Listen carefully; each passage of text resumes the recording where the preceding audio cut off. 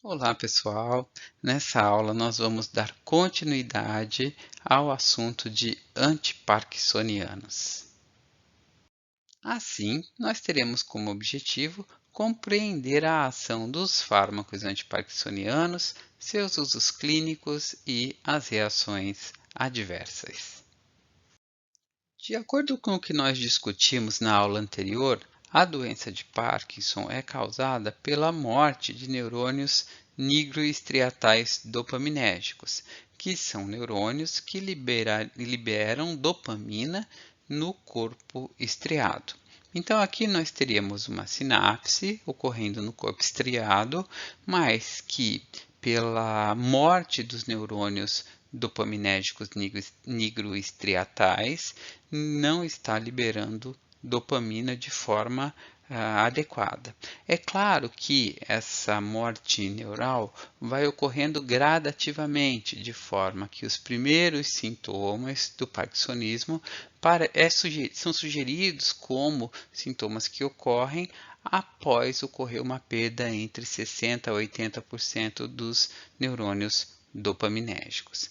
Para suprir a falta da liberação de dopamina no corpo estriado, a primeira escolha no tratamento da doença de Parkinson geralmente é o levodopa.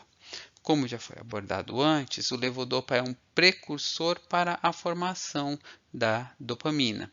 Ele vai levar à formação da dopamina para que essa dopamina possa atuar nos receptores dopaminérgicos ou ser captada para o neurônio e degradada por enzimas como a MAO e a CONT.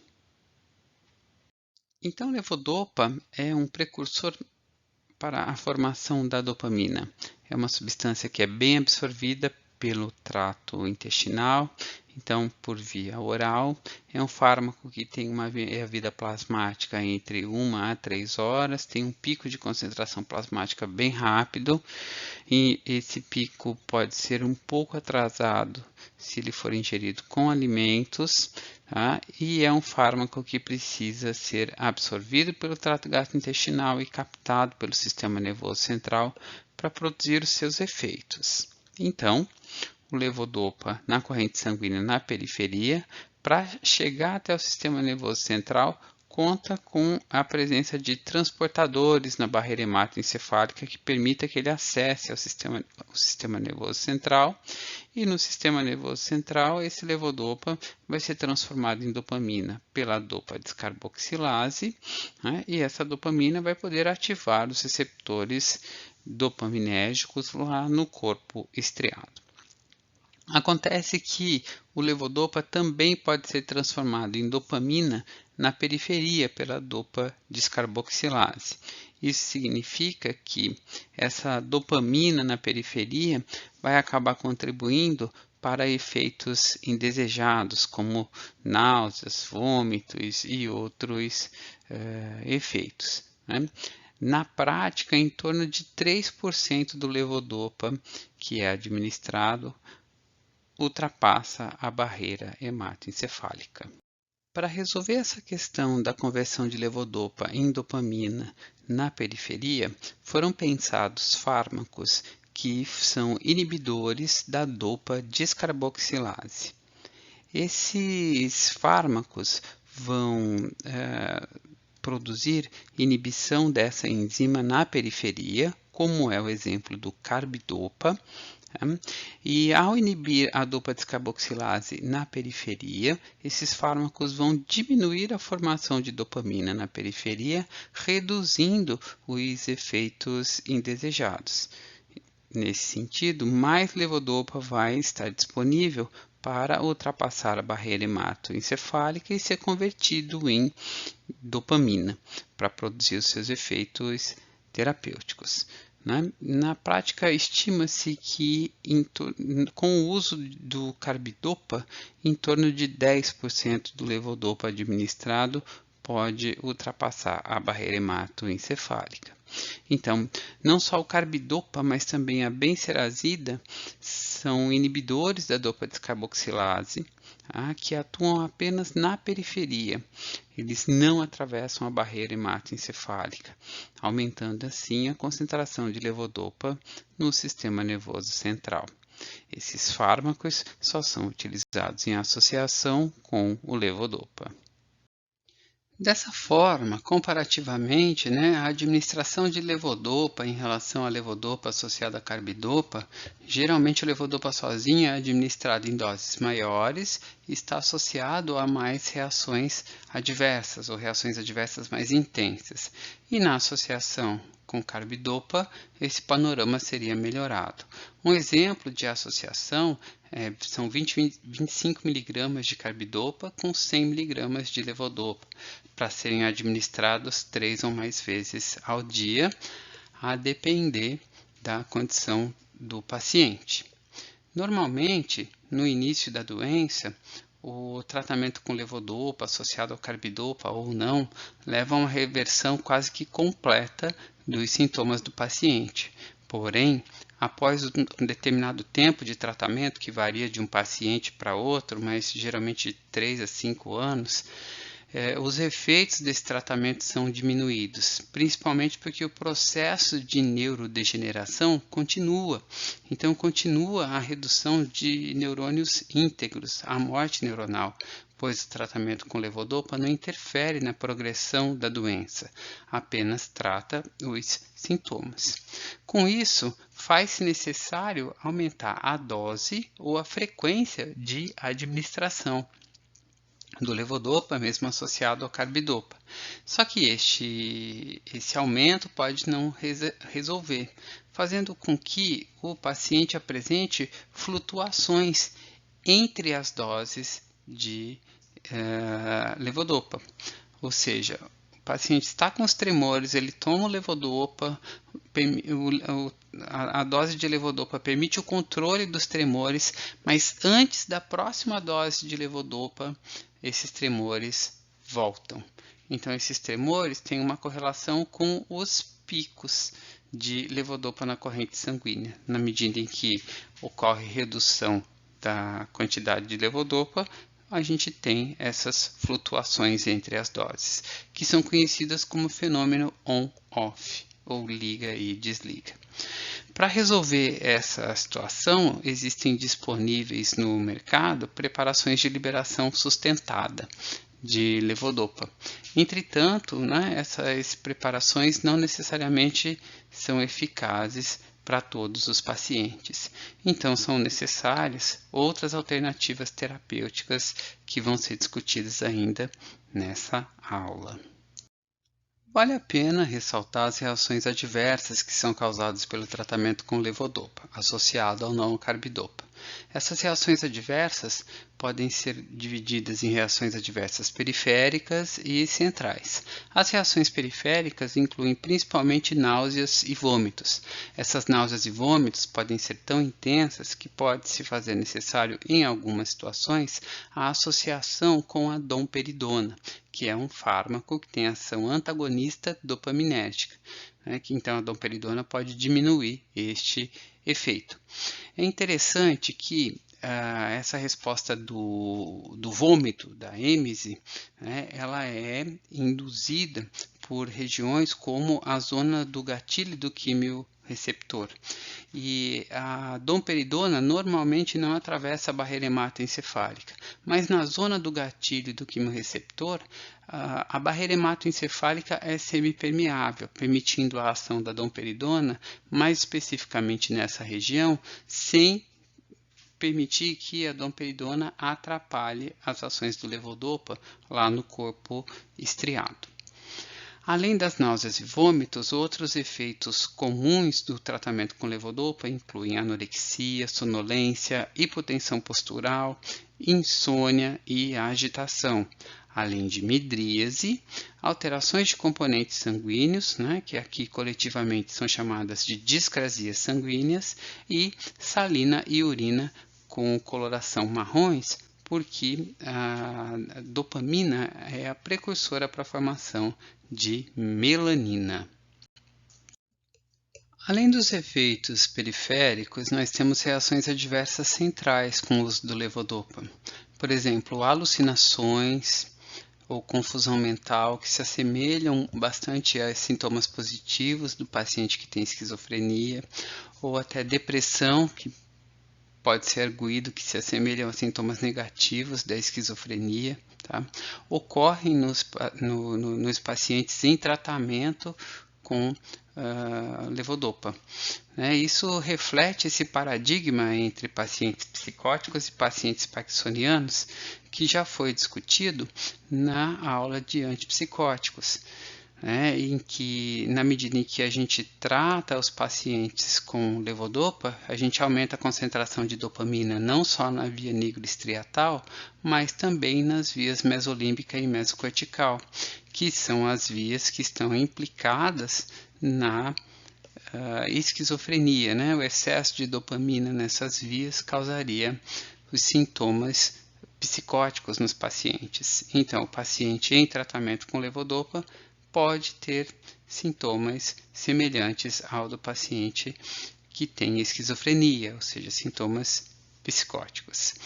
Além dessas reações, a gente observa também a discinesia. Essa discinesia são movimentos involuntários, então são coreoatetose de face e da parte distal dos membros, ou seja, a perda do controle motor, esses movimentos involuntários. Esses movimentos involuntários parecem estar associados com altas doses de levodopa, na medida em que vai se passando o tempo de tratamento, o paciente pode ter necessidade de aumentar a dose de levodopa e junto com esse aumento vem essas discinesias como reações adversas. A associação de levodopa e carbidopa permanece como a primeira escolha para muitos pacientes que têm o diagnóstico de Parkinson e necessitam de tratamento. Entretanto, essa primeira escolha, ao longo do tempo de tratamento, pode levar ao fenômeno de liga e desliga, as flutuações entre as doses, ou pode não ser adequada para o tratamento inicial de todos os pacientes que têm Parkinson. Dessa maneira, nós precisamos de alternativas de fármacos antiparkinsonianos. E essas alternativas vão ser discutidas a partir de agora. Uma dessas alternativas são os inibidores da CONT. Como esses fármacos funcionam? Então, nós estamos na situação do paciente que está sendo tratado com levodopa, em associação com carbidopa, para facilitar o transporte do levodopa para o sistema nervoso central através da barreira hematoencefálica. Principalmente quando o carbidopa é associado ao tratamento, o levodopa passa a estar em maior quantidade na periferia e passa a ser mais transformado pela CONT num metabólito que é a 3-metil-dopa. A 3-metil-dopa é um metabólito que não só utiliza o levodopa para ser formado, mas também pode competir com o levodopa pelos transportadores na barreira hematoencefálica, podendo, de certa forma, comprometer a quantidade de levodopa que chega no sistema nervoso central. Com isso, é interessante pensar em fármacos que são inibidores da CONT, mas nós também temos que pensar que nós temos a CONT expressa no sistema nervoso central, onde ela contribui principalmente para a degradação da dopamina em metabólitos, como o 3-MT. Então, nós temos fármacos que são inibidores da CONT, como a tocapona e a entacapona, que vão inibir a CONT na periferia e, com isso, diminuir a quantidade de 3-metil-dopa, facilitando a entrada do levodopa no sistema nervoso central. A entacapona é um fármaco que tem ação apenas periférica, mas a tocapona tem ação periférica e ação no sistema nervoso central também, onde ela pode diminuir a conversão da dopamina em metabólitos. Então, esses fármacos geralmente são utilizados em associação com levodopa e carbidopa. A tolcapona e a entacapona são fármacos que têm efeitos clínicos semelhantes, embora a tolcapona tenha ação central e periférica e a entacapona apenas ação periférica. A tolcapona tem maior duração de ação, né? Então, ela é administrada 2 a 3 vezes ao dia, já a entacapona é administrada juntamente com o levodopa e carbidopa. Em termos de reações adversas, ambas podem causar discinesia, alucinações, confusão, náusea e hipotensão ortostática.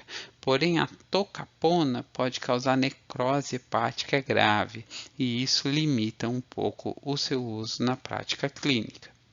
Outros fármacos que são utilizados no tratamento da doença de Parkinson são os agonistas dopaminérgicos.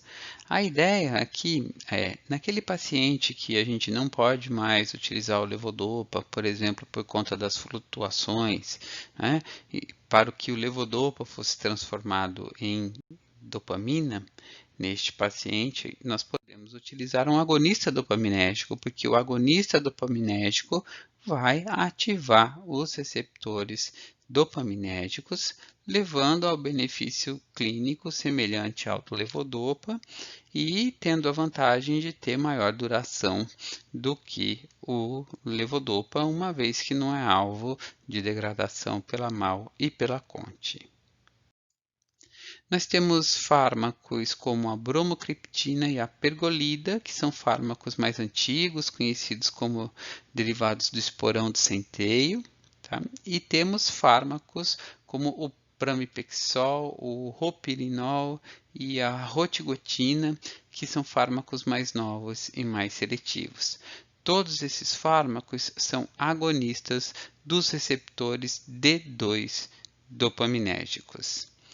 Esses fármacos são eficazes em pacientes que têm a doença de Parkinson avançada e naqueles pacientes que têm as flutuações durante o tratamento com o levodopa, que limitam o uso do levodopa e têm a vantagem de ter a maior duração de ação que o levodopa. Os fármacos mais novos, como o pramipexol, são fármacos que apresentam um perfil melhor de reações adversas, ou seja, menos reações adversas. Então, eles são melhor tolerados pelos pacientes e normalmente são mais utilizados. Enquanto que a bromocriptina e a pergolida causam hipotensão ortostática, náusea, vômito, fadiga, alucinações, confusão mental e vários outros efeitos, tá? O pramipexol e o ropirinol causam menos distúrbios gastrointestinais que os fármacos mais antigos, mas ainda causam sonolência, náusea, vômito, alucinações e delírios, assim como o tratamento com levodopa também causa, né? Confusão, anorexia e outros efeitos. É interessante que esses fármacos podem levar aos transtornos de impulso por jogo patológico, situações como hipersexualidade nos pacientes que são tratados, que refletem as alterações da ativação dos receptores D2, principalmente nas vias mesolímbica e mesocortical. Tá? Todos esses fármacos podem produzir esses efeitos, inclusive os fármacos mais antigos também. Tá? Apesar disso, eles podem substituir o tratamento com levodopa, com a vantagem de maior duração e menos discinesia e as flutuações durante o tratamento. Outra classe de fármacos interessantes são os fármacos inibidores da MAO.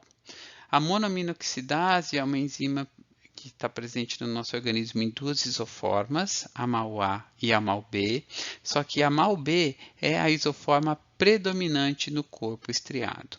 E lá no corpo estriado, a MAO-B transforma a dopamina em metabólitos. Então, nós temos disponíveis terapeuticamente fármacos como a selegilina, que é um fármaco inibidor da MAO-B e com isso vai aumentar a quantidade de dopamina no sistema nervoso central.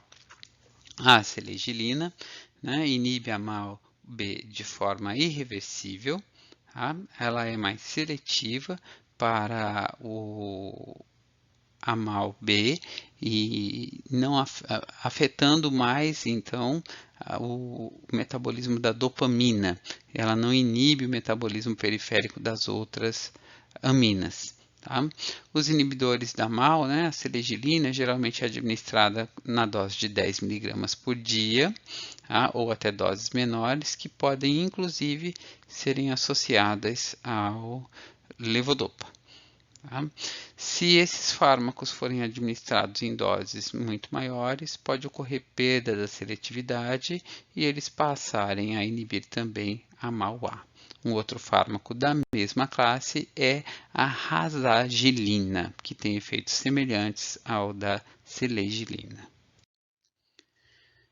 Então, na situação da associação de levodopa e selegilina, né, nós temos que a selegilina vai inibir a MAO, né, a MAO-B, aumentando a quantidade de dopamina no corpo estriado. Uma outra classe de fármacos antiparkinsonianos relevantes são os antagonistas muscarínicos. Para entender o efeito dos antagonistas muscarínicos, é preciso lembrar que lá no corpo estriado nós temos interneurônios colinérgicos. São neurônios que liberam acetilcolina e essa acetilcolina, atuando em receptores muscarínicos, vai levar a efeitos contrários ao da dopamina. Enquanto que a dopamina, pelas vias direta ou indireta, permite o controle motor, a acetilcolina tem efeitos contrários, levando à perda do controle motor. Na doença de Parkinson, nós temos redução da liberação de dopamina por conta da morte dos neurônios dopaminérgicos. Então, os efeitos da acetilcolina são efeitos que podem estar preponderantes. Dessa forma, faz sentido utilizar antagonistas muscarínicos, né, agentes antimuscarínicos, no tratamento da doença de Parkinson. Os principais fármacos utilizados são a benztropina e o triexifenidil. A benztropina é um fármaco utilizado antes mesmo da descoberta do levodopa. Né? A partir da descoberta do levodopa, ele passou a ser a primeira escolha, dado que é um tratamento melhor tolerado pelos pacientes.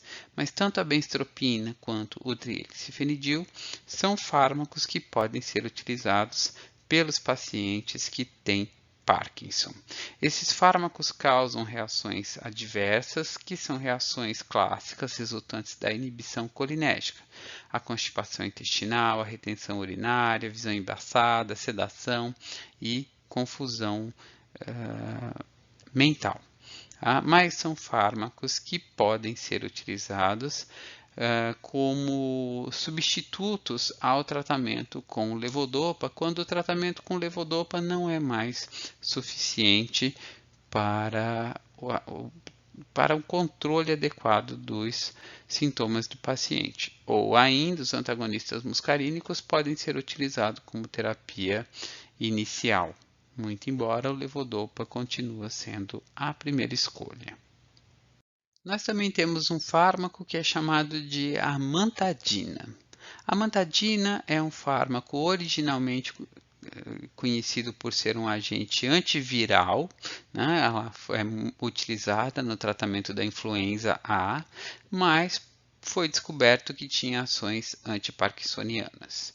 O mecanismo pelo qual ela produz as ações antiparkinsonianas ainda está sendo debatido, não está totalmente esclarecido, mas o que se acredita é que ela antagoniza receptores NMDA. Os receptores N-metil-D-aspartato são receptores para o glutamato. E o glutamato é um neurotransmissor que está envolvido, né, no controle motor, como nós vimos lá no início da aula de fármacos antiparkinsonianos. Além disso, a amantadina potencializa a liberação de dopamina no estriado. Se esse efeito de potencialização de liberação de dopamina está diretamente relacionado com o antagonismo de receptores NMDA ou não, ainda é motivo de debate, ainda não está totalmente esclarecido. A amantadina é usada em doses de 100 miligramas, tá? É um fármaco que é bem absorvido pela via oral e excretado de forma inalterada na urina, e é um fármaco que, embora seja menos eficaz com o levodopa, pode ser usado tanto como tratamento inicial para pacientes que têm sintomas mais leves da doença de Parkinson, ou pode ser utilizado para reduzir as flutuações e discinesias que são causadas pelo levodopa depois de um tempo de tratamento, aquelas flutuações entre as doses de levodopa.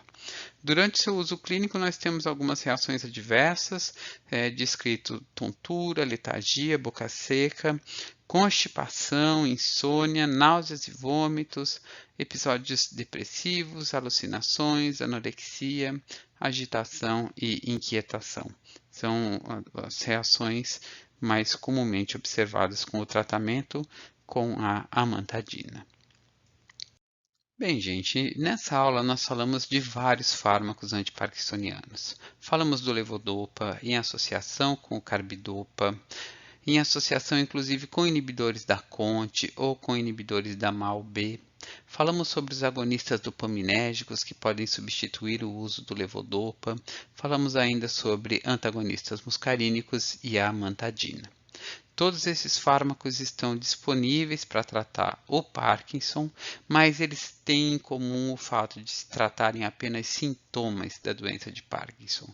Eles não afetam a progressão da doença, eles não interferem com a morte neural, a morte dos neurônios dopaminérgicos. Até o momento, nós não temos fármacos que afetam a progressão da doença e é um campo ainda de muita pesquisa para que esses fármacos sejam alcançados.